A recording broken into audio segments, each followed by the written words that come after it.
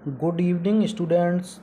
तो आज हम क्लास 10 के चैप्टर 11 की प्रश्नावली 11.1 के क्वेश्चन नंबर 5 को देखते हैं।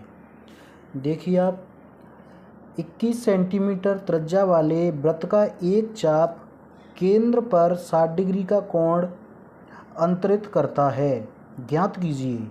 ये प्रश्न हो गया। 21 सेंटीमीटर त्रिज्या वाले वृत्त का एक चाप केंद्र पर 60 डिग्री का कोण अंतरित करता है, तो ज्ञात कीजिए।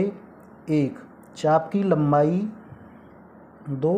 चाप द्वारा बनाए गए त्रिज्यखंड का क्षेत्रफल। 3. संगत जीवा द्वारा बनाए गए वृत्तखंड का क्षेत्रफल। तो इसमें आप पहला देखिए, चाप की लंबाई। चाप है ये, यहाँ से लेकर के यहाँ तक। तो प्रश्नानुसार वृत्त की त्रिज्या r बराबर दी है हमें 21 सेंटीमीटर। कितनी दी है त्रिज्या? 21 सेंटीमीटर। ये त्रिज्या दी है हमें 21 सेंटीमीटर। केंद्रीय कोण थीटा बराबर दिया है 60 डिग्री। केंद्रीय कोण दिया है 60 डिग्री। चाप की लंबाई। चाप की लंबाई का फॉर्मूला होता है ये 2 पाई r थीटा बटे 360। अब इसमें अपन मान रखेंगे 2 गुणा पाई का मान 22/7 गुणा r बराबर है 21 गुणा 60 भाग 360 बराबर ये 22 गुणा 2 44 हो गया। ये यहाँ हमने क्या किया है, इस 7 से 21 को भाग दे दिया, काट दिया यहाँ पे 3 बार। ठीक है, 22 गुणा 2 44 गुणा 3 गुणा ये 60 भाग 360। तब चाप की लंबाई बराबर 44 गुणा 3/6। ये कैसे आ गया? यहाँ हमने इस 60 से ये 360 को काट दिया। कितनी बार कट गया? ये 6 बार। कैसे? ये 0 से 0 पहले काट देंगे, फिर 6 से ये 36, 6 बार कट गया। तो यहाँ रह गया 44 गुणा 3/6 बराबर। अब यहाँ पे हमने ये 3 से इस 6 को काट दिया है 2 बार, तो ऊपर रह गया 44 बटे नीचे 2 बराबर 2 से 44 में भाग देंगे 22 सेंटीमीटर। तो चाप की लंबाई कितनी आ गई हमारी? 22 सेंटीमीटर। ये हो गया इसका आंसर। हाँ, अब दूसरा देखिए, चाप द्वारा बनाए गए त्रिज्यखंड का क्षेत्रफल। तो त्रिज्यखंड के क्षेत्रफल का फॉर्मूला होता है ये पाई r स्क्वायर थीटा बटे 360। इसमें अपन मान रख देंगे। तो पाई का मान 22/7, ये 22 है, यहाँ थोड़ी सी स्याही ज़्यादा फैल गई है, गुणा r है 21, तो 21 का वर्ग गुणा थीटा है 60 बटे 360 बराबर 22/7 गुणा 21 का वर्ग हो गया 441 गुणा 60 भाग 360 बराबर। अब हमने ये 7 से 441 को काट दिया,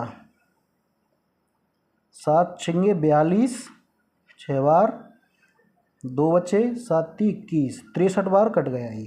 ठीक है, तो ये 441 की जगह पे यहाँ 63 आ गया गुणा 60 बटे 360। ये वाली 7 खत्म हो गई। अब इसको आगे हल करेंगे। ये 60 से ये 360 6 बार कट गया, तो ऊपर रह गई 22 गुणा 63 बटे 6। अब इसको 22 गुणा 63 बटे 6 इसको और हल करेंगे 6 से, 3 से, 3 दूने 6, 3 एकम 3 बटे 2। अब ये 2 को और काट देंगे यहाँ से,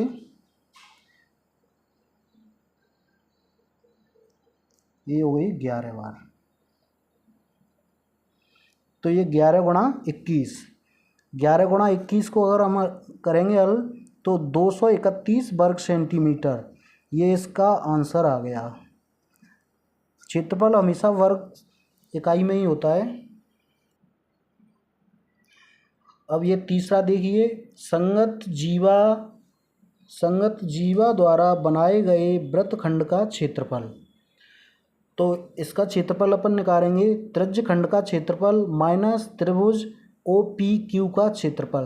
त्रिभुज है ये OPQ, इसके क्षेत्रफल को घटा देंगे त्रिज्यखंड के क्षेत्रफल में से। ये त्रिज्यखंड है पूरा, यहाँ से ये पूरा त्रिज्यखंड है जिसका क्षेत्रफल अभी हमने निकाला है 231 वर्ग सेंटीमीटर।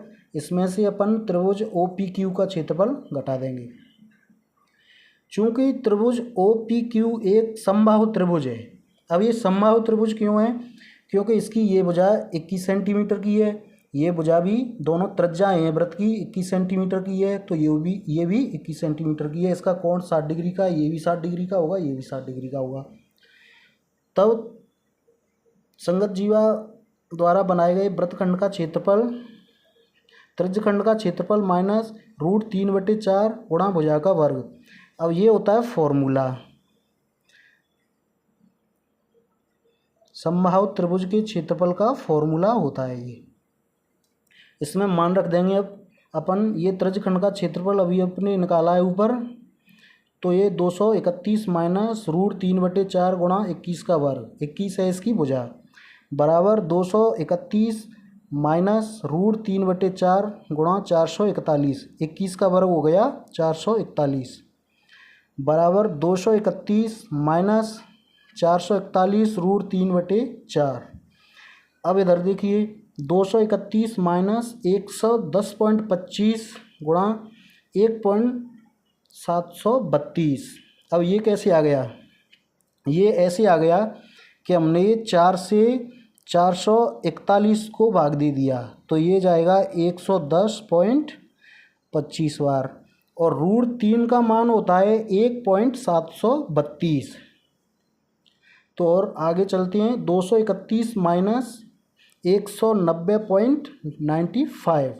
अब 110.25 गुणा 1.732 करेंगे तो ये 190.95 आएगा। आप इसको अपनी कॉपी पे करके देख सकते हो। और 231 माइनस 190.95 बराबर 40.05 वर्ग सेंटीमीटर, ये इसका आंसर हो गया। तो संगत जीवा द्वारा बनाए गए वृत्तखंड का क्षेत्रफल हो गया 40.05 वर्ग सेंटीमीटर।